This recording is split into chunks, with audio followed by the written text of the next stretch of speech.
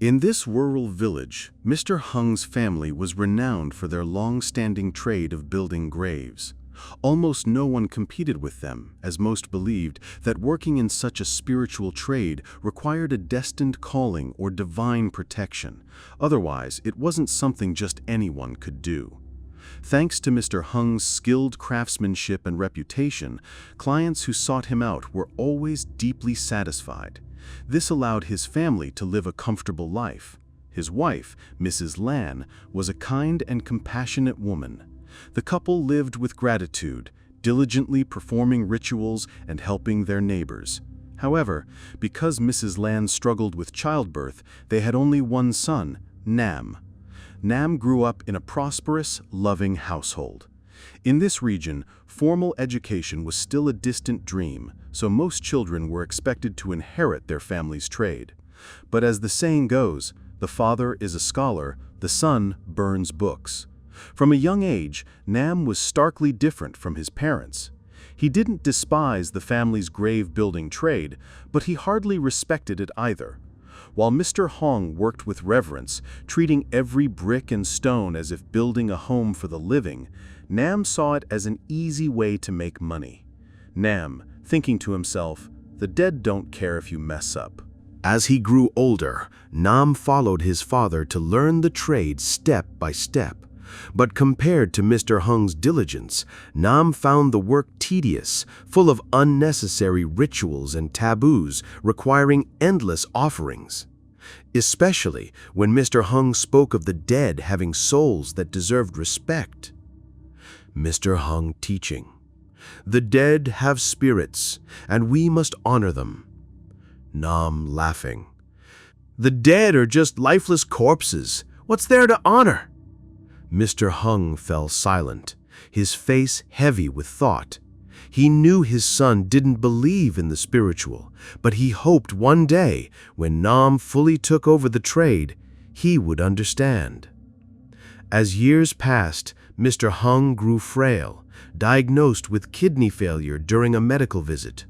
Working outdoors on graves was no longer suitable for his health, so he entrusted most of the work to Nam. From this moment, Nam officially took over the family trade. At first, Nam followed his father's teachings precisely, but soon he began cutting corners to speed things up.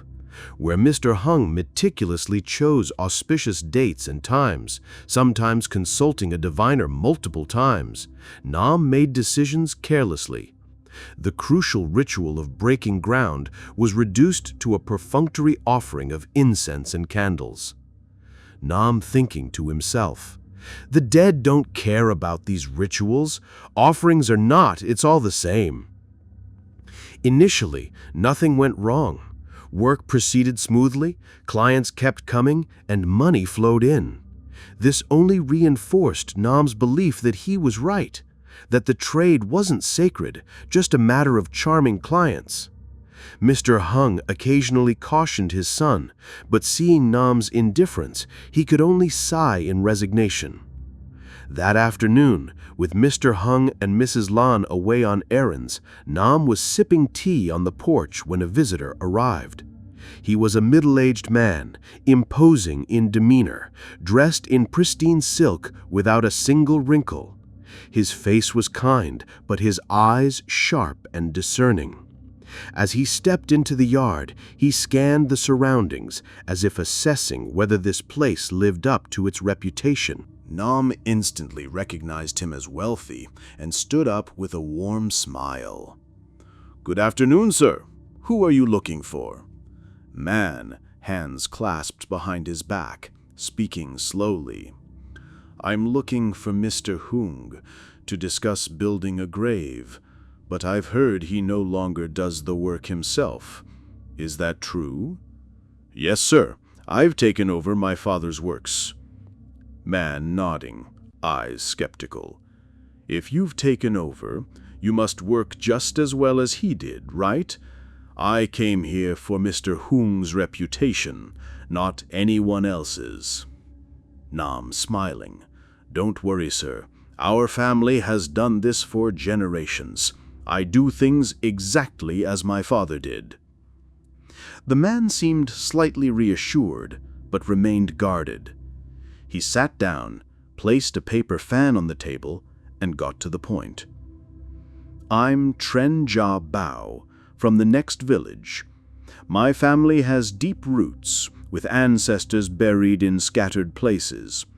I want to build a grand mausoleum to bring their remains together, about 30 graves." Nam was taken aback, but hit it well. 30 graves was no small task, especially with relocating remains. It was daunting, but it promised a hefty sum. Nam nodding calmly. "That's doable, sir. It depends on how you want it built." Mr. Bao: "I want a large, imposing mausoleum that reflects the grandeur of the Trần clan. It must have distinct sections, mausoleum of the ancestor, branch, and parents, with perfect feng shui. I've heard Mr. Hung excels at choosing grave orientations. Can you match his skill?" Nam hesitated. He learned some basics, but nothing compared to his father's expertise. Admitting this might lose him the job, so he flashed a confident smile. "Of course, sir. I'll find the best spots for each grave." Mr. Bao, nodding, still stern. "I don't care how you do it, but the mausoleum must meet my standards. If it doesn't, don't blame me for turning cold." He pulled out a stack of money and placed it on the table. "This is the deposit. Do well, and I'll reward you more. But if there's any mistake, you will bear the consequences." Nam stared at the money, heart racing. Such a sum could fund endless nights of revelry. Nam taking a deep breath, smiling firmly.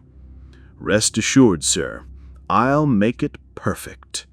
Unbeknownst to him, by taking that money with a careless heart, he stepped onto a path of no return, where whispers of restless spirits began to echo in the night wind, carrying the damp scent of grave soil and distant wails. As dusk fell, Mr. Young returned home and frowned at the sight of Nam holding a thick stack of cash, smug with pride. Mrs. Lon stood nearby, her eyes filled with worry. Nam eagerly boasted about landing a big job to build a mausoleum for a wealthy family with 30 graves. Nam, excitedly. "Dad, Mom, I got a huge job. A rich family wants a mausoleum for their entire clan. 30 graves." Mr. Young froze, his face darkening. He stepped closer, his voice heavy as stone. Mr. Young: "Cancel that deal right now." Nam, defiant: "Why are you stopping me? Don't you trust I can do it?" Nam couldn't understand his father's resistance. He thought Mr. Young doubted him or was jealous of his potential success. Facing Nam's stubbornness, Mr. Young roared in anger. Mr. Young: "This isn't just about building graves. Relocating remains for a mausoleum is a sacred task. You need to know the right rituals, handle each set of remains carefully to avoid disturbing their spirits. Above all, it requires heart and knowledge. It's not about just taking money. Do you even understand that? Can you guarantee you'll do every step right? I don't trust you with this." Nam, snarling, disrespectful: "Are you senile, Dad? You don't think I can do it? Or are you just mad I'll make more money than you? You sit there and worry, but I'll do it. Let's see who's better." With a sneer, Nam pocketed the money and stormed off. Mrs. Lon watched her son leave, tears welling up. Mr. Young stood frozen, his fists clenched, trying to suppress a deep dread as the night wind howled like the cries of disturbed spirits. That night, Nam went to a tavern, splashing cash on drinks for his friends. Under flickering lights, he raised his glass, laughing smugly. Nam thinking to himself, "With money, everything falls into place." Days later, Nam began the task of relocating remains. Old graves were dug up, revealing bones mixed with damp earth, reeking of decay that made the workers cough. Some carefully placed bones in urns, while others carelessly tossed them onto tarps. Nam didn't bother correcting them, standing aside, smoking and joking. Nam, "Watch out, boys. Drop a skull and someone might visit you tonight." A worker, joking. "This guy must have been short when alive. Look at these tiny leg bones." Nam burst out laughing, then carelessly kicked an urn, sending bones spilling out under the sun, and a faint, eerie wail seemed to rise from the ground, silencing the crew briefly. Nam, "Oops, my bad. No big deal. Cover it up and no one'll know." Unnoticed, a chilling breeze swept through, carrying the scent of wet earth and something sinister, like the breath of death. The sky turned gray, and a flock of crows circled overhead, cawing mournfully as if foretelling doom. But Nam paid no mind, urging the workers to hurry so he could return to drinking. After the remains were collected, Mr. Ba planned to oversee the construction, but a business crisis called him away. A critical shipment was stalled, risking a huge loss unless he handled it personally. That morning, he rushed to the site, his face tense with worry. Mr. Ba firmly, "I have to leave urgently. I'm entrusting this to you. Don't let anything go wrong." Nam frowned, but gleamed with secret delight. Without Mr. Ba's oversight, he could work as he pleased. Nam, feigning seriousness, "You handle your business, sir. I've got this covered." Mr. Ba, still uneasy, pointing at Nam, "Listen, the ancestral mausoleum is no joke. The remains are collected, but the construction must follow strict rules. If I come back and find anything amiss, you won't see another cent." He turned and left, leaving Nam with a sly grin.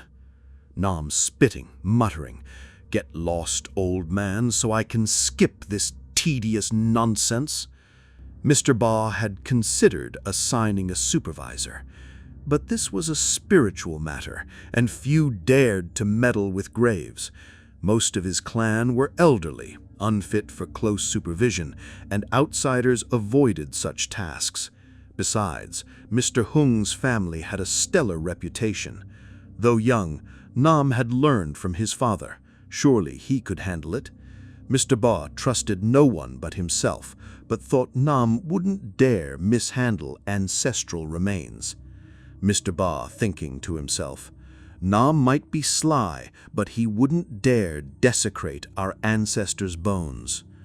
With Mr. Ba gone, Nam let loose. He abandoned his serious facade, spending days at the tavern with friends. The advance from Mr. Ba dwindled with endless drinking. The workers, initially waiting for orders, grew lazy in his absence. For a week, the vast plot stood untouched, dust swirling in the wind, while the urns of remains lay scattered under a tarp, emitting strange cracking sounds at night. Mr. Hung, witnessing this, trembled with rage.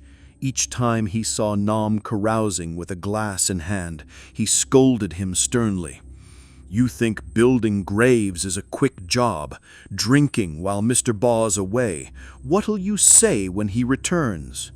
Nam, smearing, pouring more liquor. "You worry too much, Dad. What's the rush? A few graves won't take long." Mr. Hung sighed, his eyes heavy with disappointment. He knew Nam was reckless, but not to this extent. Looking at the barren plot, with urns strewn about, his heart ached. Murking the dead so carelessly, do you know the consequences? Nam, the dead don't care what I do. With only a week left before Mr. Ba's return, Nam scrambled to start work. Time was tight, materials were short, and the idle workers lacked motivation. Nam shouting, "Hurry up! Slap together a foundation and build it! Stop dawdling!" The workers, resentful but compliant, worked under the scorching sun, the sounds of mortar and clattering stones ringing out haphazardly. The worst offense was with the urns. Without proper labeling, Nam resorted to guesswork. He kicked urns aside, grabbing one roughly, without reverence, sometimes feeling an icy touch on his skin. "Nam, this one's probably his. Put it in." A worker, hesitant. "You sure? What if it's wrong?" Nam, "Wrong? So what? They can't crawl up and complain." He casually placed urns wherever, covering them as if they were mere bricks. The work continued sloppily, with Nam and his crew prioritizing appearances over substance. Bones were mixed up, urns misplaced, but he didn't care, hastily burying them under earth as whispers of vengeance echoed in the wind, like curses from the underworld. After days of shoddy work, the mausoleum was barely finished. From afar, the rows of stone graves looked neat, their surfaces smoothly tiled, the paint fresh, hiding any flaws. But at night, shadowy figures lingered around the graves, as if restless spirits sought to rise. The next morning, Mr. Ba's car rolled into the site. He stepped out and immediately began inspecting. Nam spotted him and flashed a welcoming smile. "You're back, sir. Everything's done perfectly." Mr. Ba said nothing, hands behind his back, pacing slowly, eyes scrutinizing every brick and inscription.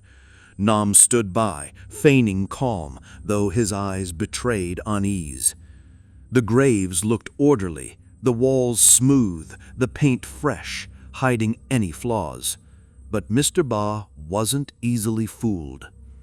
Mr. Ba, touching a stone, frowning. "The mortar here is sloppy, full of holes." He moved to another headstone, shaking his head. "This inscription is crooked, not aligned." After circling the site, he pointed out minor flaws. They weren't catastrophic, but for someone as exacting as Mr. Ba, they were enough to dissatisfy him. Nam, quickly. "The workers were careless. I scolded them, but they kept slipping up. I'll have it fixed right away, sir, to your satisfaction." Mr. Ba staring at Nam, eyes piercing. Perhaps because the overall appearance seemed acceptable, Mr. Ba said no more and paid the remaining fee. Unbeknownst to him, the true horror lay beneath the earth, where mixed-up remains were desecrated, stirring as if ready to break through the soil. 2 weeks after the mausoleum's completion, Nam moved on to new deals, brushing off the past job. That day, he was entertaining a client at home, his face beaming with confidence. Nam, to the client. The client nodded, pleased. But then the gate slammed open and Mr. Bao stormed in, his face red with fury, eyes blazing as if to devour Nam. He glanced around, ignoring the client, and slammed his hand on the table. Mr. Bao, enraged. "You dare take on more work, you scoundrel?" Nam, startled, then angry. "What's your problem? I'm doing business here. Don't barge in and ruin it." Mr. Bao, sneering, full of rage. "Business? You dare speak of business? Tell me, what did you do to my family's mausoleum?" Nam, eyes darting, trying to stay calm. "I did everything you asked, no mistakes." Mr. Bao, shouting, voice hoarse. "No mistakes? Then explain why my family's been plagued since the mausoleum was finished." Since its completion, Mr. Bao's family faced relentless misfortunes. His wife, Mrs. Tu, suddenly fell ill despite being healthy before. She suffered headaches, sleeplessness, and dreamt of faceless figures dragging themselves across the floor, calling her to follow. Many nights she woke muttering incoherent words, forgetting them by morning. Their son, Tom, crashed his car on the way home after seeing a figure in the back seat that vanished, leaving only a chilling laugh. At home, strange noises echoed at night. The maid heard muffled voices, but found only cold wind and a stench of blood. One night, Mr. Bao saw a faceless shadow standing motionless in the yard, whispering his name in agony before vanishing. He knew something was wrong with the mausoleum. Mr. Bao, slowly seething. "You haven't felt it yet, have you? Think you'll escape? Don't assume you can sin without consequences. I've consulted a shaman. They said I did nothing wrong. It's the grave builder who disrespected the dead. You'll bear the full brunt of this." Nam, sneering. "You're too superstitious, blaming me for everything. If it's really spiritual, why haven't I had any issues?" Mr. Bao stared at Nam, his eyes cold and piercing, no longer angry, but chillingly calm. Mr. Bao, voice low. "Someone like you will dig your own grave soon enough." He turned and left without looking back. The client, witnessing the scene, grew grim, gave a curt grunt, and left. Alone, Nam's face darkened. He threw a plastic cup onto the table, tea spilling everywhere. Nam, muttering, "Damn it! It's just a few graves. Why act like it's the end of the world?" Glancing around the empty house, he sighed in relief. His parents weren't home, sparing him Mr. Hyung's lectures or demands to return Mr. Bao's money. Nam, scoffing, "No way in hell." He grabbed some cash and headed to his usual tavern. That night, he drank heavily, as if nothing had happened. Stumbling home on the quiet village road, reeking of alcohol, the cold wind swirled around him. Old trees rustled, their branches casting eerie shadows under the crescent moon, and faint whispers seemed to call his name from the darkness. Nam, mumbling as he walks, cursing Mr. Bao, laughing scornfully. At the gate, he shoved the iron door open, its hinges screeching. Stepping into the yard, a cold shiver ran down his spine, as if someone stood behind him, breathing heavily on his neck. He spun around, nothing but the empty yard and swaying trees. Nam, smirking, cursing himself. Coward. At the doorstep, another icy gust hit his neck. Slow footsteps echoed behind him, like someone dragging their feet through mud. He froze, turning slowly, eyes wide, but saw only the dark yard. Nam, irritated, shouting, "Who's messing with me? Show yourself!" No one answered. The wind rustled the curtains. Exhausted and drunk, Nam grunted and entered the house, kicking off his sandals and stumbling to his room. Collapsing on his bed, the alcohol made his head spin. He drifted into sleep, only to find himself in a strange, dark field, lit by a pale moon. Graves loomed in the fog, all torn open. Urns lay scattered, lids shattered, bones strewn about, quivering as if alive. Nam, thinking to himself, "Isn't this the mausoleum I built for Mr. Bao?" From the shadows, figures emerged, standing in a row, staring at him. They had no eyes or noses, just pale, featureless faces, dripping blood from empty sockets, radiating fury. Voice, harsh and dry. "What did you do to my remains?" Nam, jumping, spinning around. Silent, staring at a skeleton, its skull glaring at him. Second voice, hissing with malice. You threw me into someone else's grave. Third voice, you dropped my bones and tossed them into another urn like trash. The hateful voices grew louder, accompanied by the cracking of bones. Voice continuing, all you cared about was money. You didn't give a damn about the dead. Another voice, you spat on my urn and laughed like I was garbage. Yet another voice, you think burying us sloppily ends it, you filthy wretch?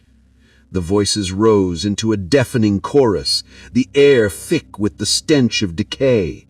Skeletal hands burst from the ground, clutching his legs, their long, sharp nails tearing into his flesh. Voice screaming, you think that's enough? You think burying us carelessly means we can't touch you? Nam thrashed, but his feet were rooted to the ground. The bones on the ground writhed, crawling towards him. Some were just skulls, yet they slithered forward, driven by an unseen force, wailing for vengeance. A skull lurching close, voice seething. You took the money, but treated us like nothing. Live like that, and you'll never know peace. Nam tried to scream, but a bony hand shot out, gripping his throat with an icy chill from the depths of hell. Nam jolted awake, gasping, sweat soaking his shirt. His hand flew to his throat, still stinging as if truly choked. Nam swallowing hard, to himself. It was just a dream. But the vengeful voices lingered in his mind. For the first time, Nam felt a chill thinking of the bones he'd mishandled. Nam gritting his teeth, shouting, "Damn it, it's just a dream. I don't believe in this nonsense." Yet, he couldn't sleep again. All night he lay awake, eyes fixed on the ceiling, listening to every faint sound in the dark, including scratches from beneath the floor. The next morning, Nam didn't leave his room as usual. Normally, he'd be up early, whistling in the yard or meeting workers. Now he stayed holed up inside. Mrs. Lon, sensing something amiss, paced and glanced at Mr. Hung. Mr. Hung noticed the change but sipped his tea quietly, his gaze pensive. Nam remained in bed, his mind heavy. Nam thinking to himself, it was just a nightmare. But the icy hand on his throat and the hissing voices haunted him. That noon, Mr. Hung and Mrs. Lon left for a friend's memorial. Mrs. Lon, before leaving, "Stay home and watch the house. No more drinking with your friends." Nam, listlessly waving her off. Still groggy from the previous night's drinking and the disturbing nightmare, Nam felt drained. The house fell silent after his parents left. He stretched, collapsed face down on his pillow, and dozed off amid the stifling heat and incessant cicadas. Hours later, he jolted awake, feeling sharp scratches on his skin, leaving red, bleeding marks.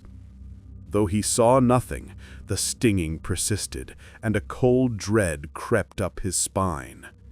Nam grumbling.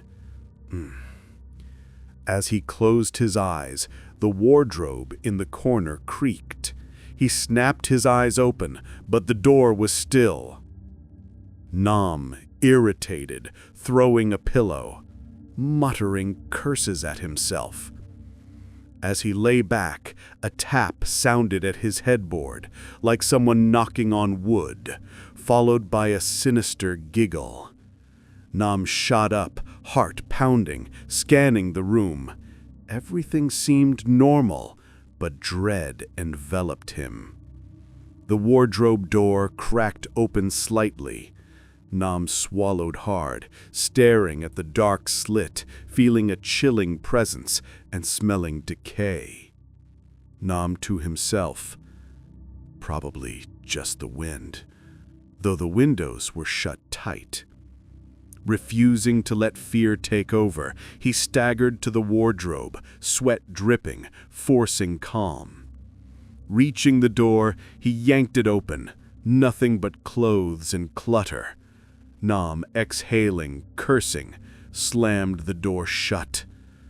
Turning away, a strange sound echoed behind him.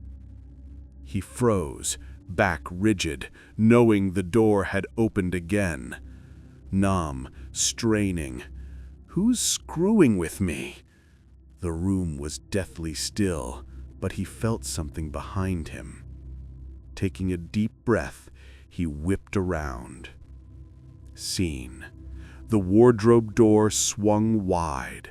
A freezing gust hit his face. Clothes swayed as if someone passed through. Among them, a pale, eyeless face with bloodshot sockets stared back. Nam's eyes widened, and he stumbled back, heart racing. In a blink, the face vanished.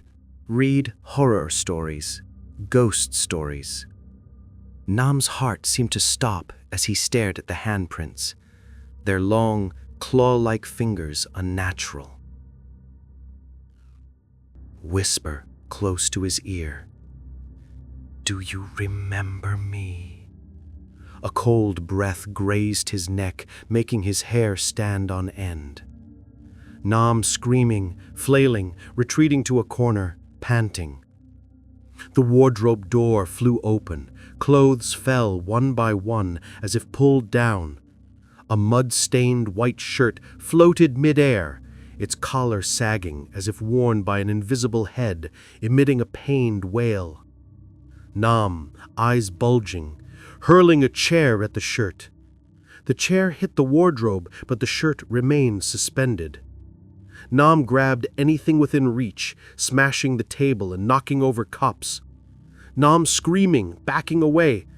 No words, just frantic yells. Cold hand gripping Nam's ankle. Deep voice at his ear. Give me back my grave. Nam shrieked, kicking wildly, but the iron grip felt like it would snap his ankle, blood seeping from scratches. Nam thrashing, grabbing a vase, smashing it to the floor. Glass shards flew, and the cold hand vanished. Nam crawling up, gasping, clutching his head, eyes wild, trembling. The room was a wreck, but Nam didn't care. He sat panting, terrified by what had happened, the stench of blood lingering. Outside, Mr. Hung parked his bike as Mrs. Lan stepped toward the house. Nam rushed out, clinging to her, his face pale, eyes bloodshot, tears and snot streaming, body shaking. Nam screaming, "Mom! Mom, save me!" Mrs. Lan froze, but Mr. Hung blared, voice stern. "What trouble did you cause now?" Nam clinging to his mother, trembling. Neighbors gathered at the gate. Neighbor woman fanning herself, smirking. "You came back just in time. There was crashing inside, like a fight. I looked and saw him alone, wrecking the room." Another neighbor, shaking his head. "He was screaming and smashing things like a madman. I called, but he didn't listen. No one dared step in." Mrs. Lan panicked, patting Nam. "What happened, son? Why did you destroy everything?" Nam opened his mouth, but hesitated, too scared to speak. Nam thinking to himself, how could he admit there were ghosts? He'd mocked the supernatural, boasting fearlessly. Confessing now would be like slapping himself. But the experiences were too real. Mr. Hung, pushing Mrs. Lan aside, grabbing Nam's collar. "Snap out of it! Stop playing games and tell me what's going on!" Nam stammering, avoiding his father's eyes. I don't know. Something what?" Mrs. Lan saw her son's unprecedented fear. Although unclear on the details, a mother's instinct told her This was no small matter. Under his parents' relentless questioning, Nam finally confessed everything. Nam admitting his sloppy work, disrespecting remains, skipping rituals, and misplacing urns. Mr. Hung trembled with fury, fists clenched, face flushed, veins bulging. Mr. Hung roaring, his voice hoarse. You're the fool of all fools, Nam. I told you this trade isn't a game. Mishandling the dead's remains brings lifelong curses. You dared ignore me? What did I teach you? Mrs. Lon, hand over her mouth, wept. She couldn't believe her son could commit such sacrilege against the dead. Nam hung his head, shoulders shaking, fear lingering, but now mixed with belated regret. Mr. Hung took a deep breath, suppressing his anger. He knew scolding wouldn't fix anything now. The priority was to prevent further calamity. With his experience, he knew this couldn't be resolved with a simple charm or offering. Left with no choice, he dragged Nam to Mr. Bao's house to seek permission to repair the mausoleum and atone for the spirits. At Mr. Bao's, he sat with a piercing gaze. Mr. Bao, "So, you finally show your face?" Nam cowered behind his father, his former arrogance gone, looking haggard with sunken eyes from sleeplessness. Mr. Hung, gravely, "I know my son messed up. Fixing it won't be easy, but if you allow, I'll personally take responsibility to restore the mausoleum and bring peace to the departed." Mr. Bao, glaring at Nam, scornful, "You caused this mess, and now you regret it? Too late. Do you know my family hasn't had a day's peace since then?" Nam kept his head down, hands clenched. Mr. Hung, softly, "I know it's hard to fully atone, but mistakes must be corrected. I only ask for a chance to make it right." Mr. Bao, silent, then sneering, "Fine, but mark my words, if it's not done properly this time, I won't need to act. The spirits below won't spare you." Nam shivered. He might not fear Mr. Bao, but the nightmares and ghostly figures made him too scared to push his luck. The next day, Mr. Hung and Nam left early, preparing to fix the Tran clan mausoleum. Despite his fear, Nam followed his father's orders. They brought incense, paper offerings, and ritual items to appease the spirits. The sky was overcast, and entering the site sent chills down Nam's spine. Nam thinking to himself, swallowing hard, ignoring the unease. Mr. Hung glanced at his son and lit incense to pray.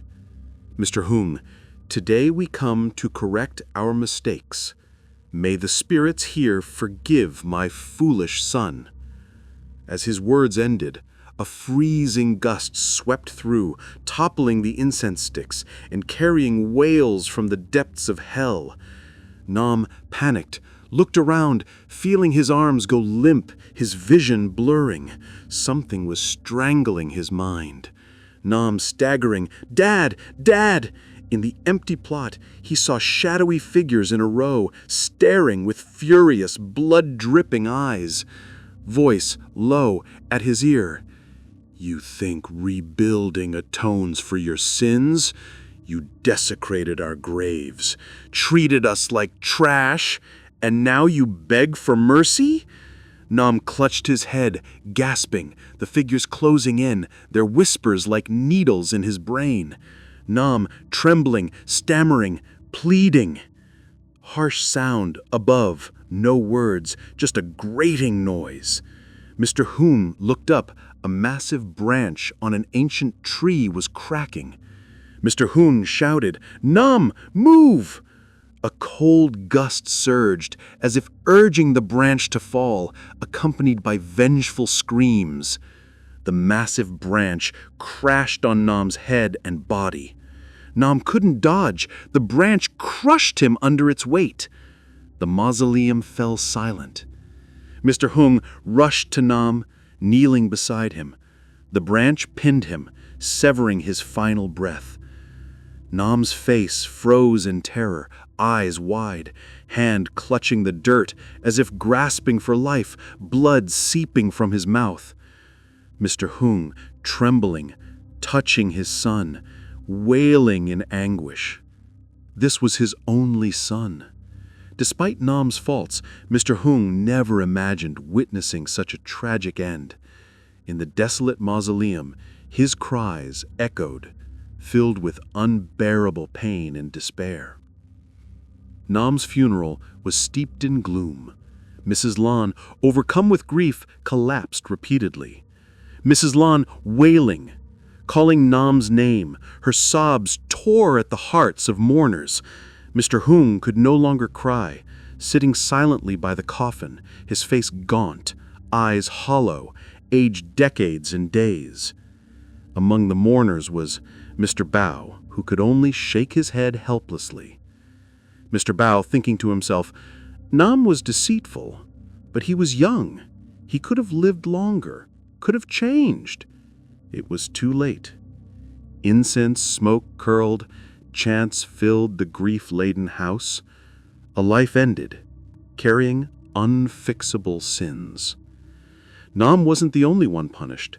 Workers who disrespected the remains faced retribution, illness, accidents, lost wealth, and nightmares of bones dragging them into graves. After the funeral, the once warm home turned cold and oppressive. Mrs. Lan lost her will to live, weeping daily before Nam's photo. Mrs. Lan sobbing before the photo. Mr. Hung was equally devastated, but refused to break. Despite his worsening illness, he pushed on to finish repairing the Tran clan mausoleum. Nam had paid with his life, but it wasn't enough. As a father, no matter how broken, Mr. Hung had to complete his son's responsibility. He oversaw the workers daily, checking each urn and brick. His wrinkled hands cleaned and rearranged what Nam had botched. Sweat and tears fell onto the cold earth, mingling with incense smoke among the stark headstones, and sometimes he felt an unseen hand on his shoulder. Mr. Hung, thinking to himself, I don't dare hope this will erase the sins. I only pray the spirits find peace and my son is free from their wrath. His words faded into the wind, the mausoleum silent, yet something stirred in the air, like distant, mocking laughter. When the mausoleum was finished, thick incense smoke enveloped the site. Mr. Hume's trembling hands placed incense before each grave Nam had desecrated. The smoke swirled like spectral figures watching. He stood amid the haze, gazing at the neatly restored graves, heart heavy. He bowed deeply to the departed. A cold breeze pierced his thin shirt, chillingly eerie. Mr. Hume's voice low and hoarse. You're down there now, son. If you can, beg their forgiveness. His words faded into the wind, the mausoleum silent, yet something stirred in the air, like distant, mocking laughter. Sometimes we think certain actions are trivial, not worth worrying about. A moment of carelessness, a fleeting disregard for consequences, a passing greedy thought. But once that mistake is made, the price to pay may not stop at oneself. It can bring lingering pain and irreversible consequences. And sometimes, to atone for such a sin, one might have to sacrifice an entire lifetime.